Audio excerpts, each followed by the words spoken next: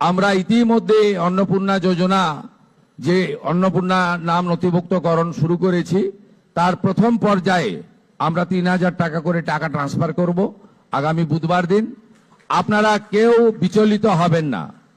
প্রত্যেকের বাড়িতে যারা ফর্ম ফিল আপ করতে পারবেন না তাদের প্রত্যেকের বাড়িতে আমাদের পক্ষ থেকে লোকেরা যাবে।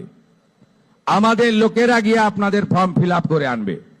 এতটুকু বিচলিত হবেন না, বিভ্রান্ত হবেন না, গুজবে কান দেবেন না। কারণ আমরা চাই প্রকৃত প্রাপকদের হাতে এই অর্থ পৌঁছাক।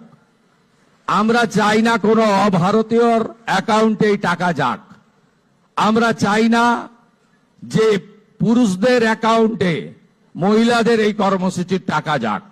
ইতিমধ্যে রাজ্যের বহু জায়গা থেকে অবৈধভাবে পুরুষরা যারা লক্ষ্মীর ভান্ডার পাচ্ছিলেন গ্রেপ্তার হয়েছেন।